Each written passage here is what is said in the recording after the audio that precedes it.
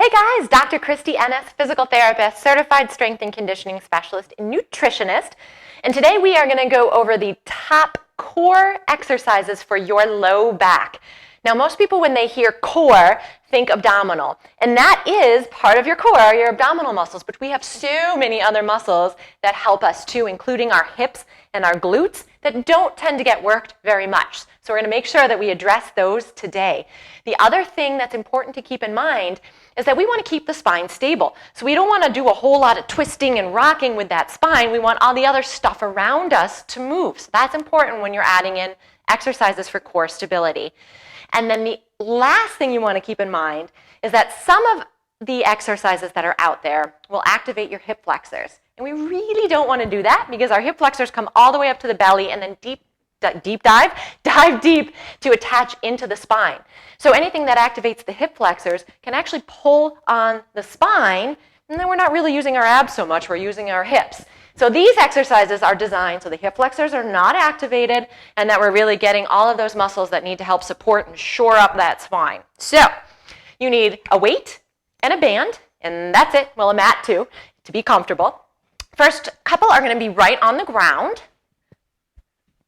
So first what I'm going to do, I'm going to dig my heels down into the ground. So I'm activating actually my hamstrings, which helps to turn off the hip flexors. Remember what I said about those hip flexor muscles? Those little buggers. So hands are going to go behind the head if it's comfortable. Otherwise, crossing the chest.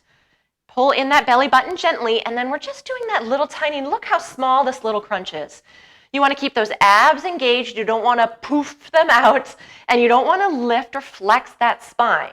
Right? So now I'm keeping that spine straight. But again, by using those hamstrings, I'm helping to not use those hip flexors. You certainly can, hook them onto something too and then dig those heels in. That works pretty well. Number 2, we're going to go into a little frog bridge. So the soles of my feet are going to go together, knees are going to drop open, and I'm going to press my elbows down as I lift those hips up. So I've got glutes and lats, which are above the low spine. So now we're getting protection from above and below. With all of these things, really try to shoot for 10 to 15 reps. And you can start out with 1 set, but really shoot for that 2 sets. All right, we're going to go onto the side. I'm going to swing around here. You're going, let me re-speak here. You are going to go into a side plank, but we're going to do it with the knees bent.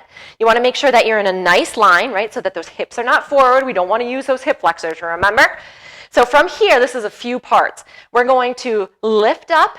That top leg is going to lift, and then we're going to get that little row.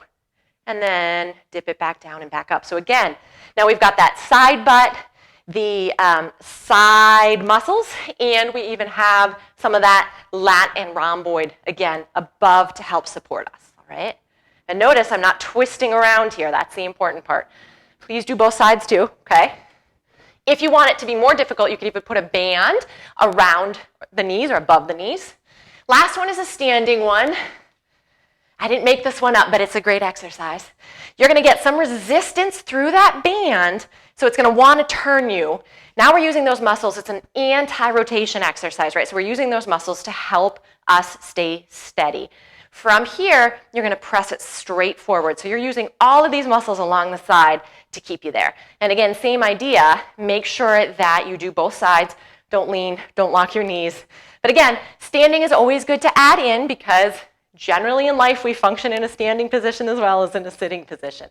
So those are 4 exercises that you can do every other day to start, certainly would be good, to really get all that core activated and help support that spine, not hurt it.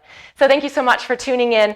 Check out my website at drkristieennis.com for more information on nutrition, injury prevention, and treatment. Thank you.